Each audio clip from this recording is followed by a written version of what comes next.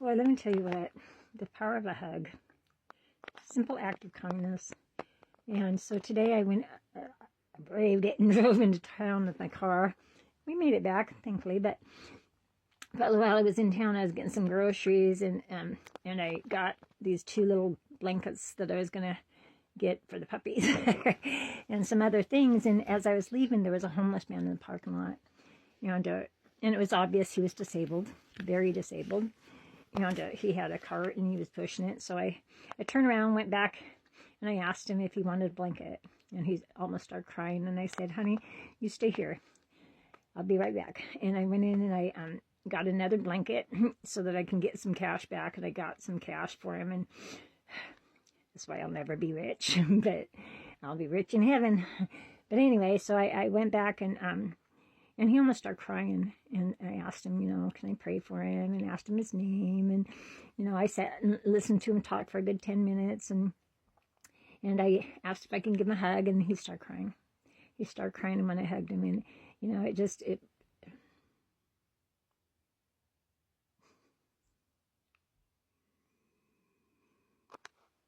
we should be taking care of these people, these vulnerable people. They're vulnerable. He was a vulnerable adult. It's very obvious he had severe mental disabilities. He struggled, and I could see he had some kind of surgery. His head was shaved. He had looked like holes on his head where they had done, or there had been. I don't know. He said he was waiting to get help, but nobody was helping him, and I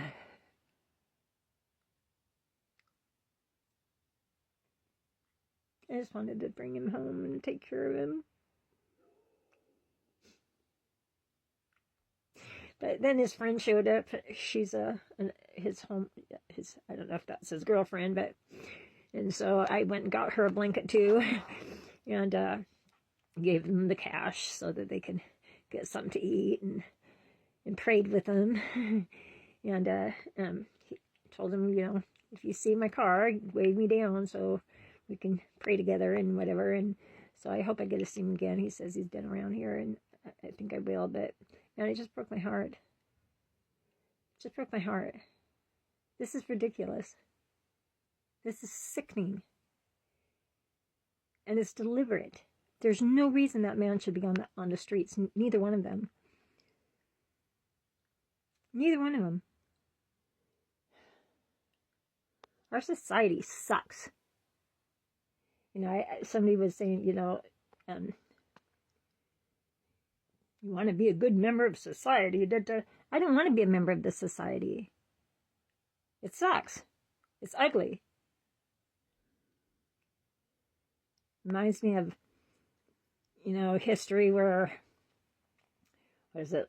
Like, I don't know how to say it, but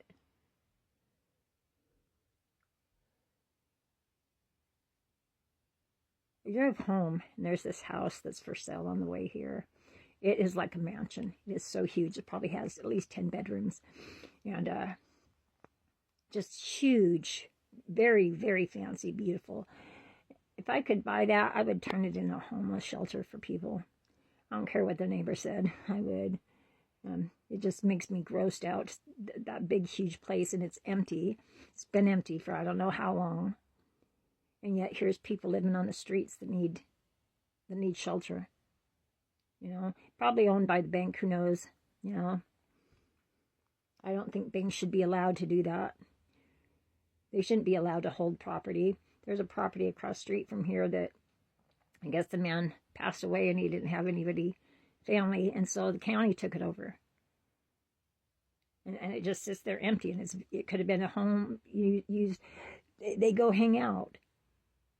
That's how the government gets properties. And it shouldn't be that way. They shouldn't be able to do that. It should be, I don't know.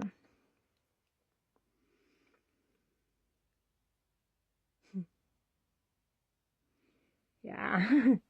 I just had to pull over on the way home and pray and thank God that he allowed me to run into them and help them, and what a blessing that was for me. It made me feel really thankful. Very thankful. So, I don't know, maybe I'm not very good at managing money. But I just think that that's more important than any, you know. I don't know.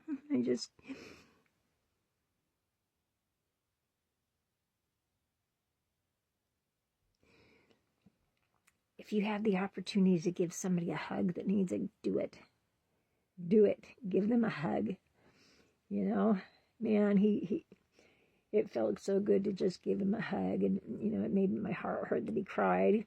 I guess he hasn't had any family talk to him, he said, in over 10 years. And how can you do that? I mean, how can you do that? This guy obviously is very disabled, and his family just abandoned him on the streets, man.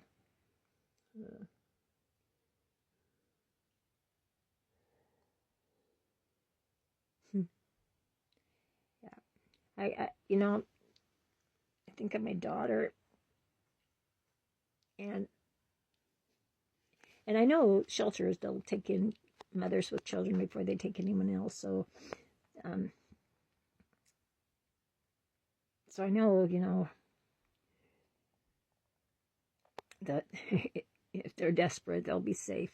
She knows where the shelters are and stuff. But if I knew that she was on the streets and she needed help, I don't care. I couldn't do that, you know. I couldn't do that. I'd find some way to help her. But thankfully, I know she has people helping her right now, so that's a good thing, you know.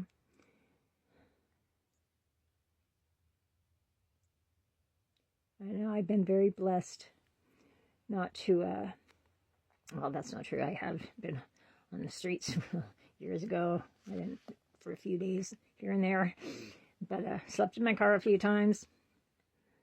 I used to go and sleep in the churches at night, but that wasn't because I was homeless. I just made me feel closer to God when it was, they used to leave the churches open. They didn't lock them. This was way years ago, and I would go and sleep up in the choir loft, and I didn't really sleep. I would just sit.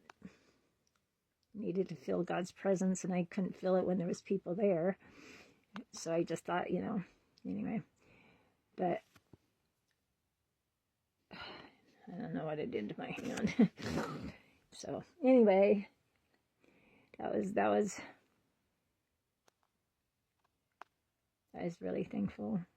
You know, one thing that I've been thankful for, because I know for a while I could tell that I was starting to wax cold, very cold, and just didn't want to deal with people. Just started to feel like, you know, waxing cold, losing my compassion for people, and I started praying about that hard, and God showed me I still have compassion, thankfully.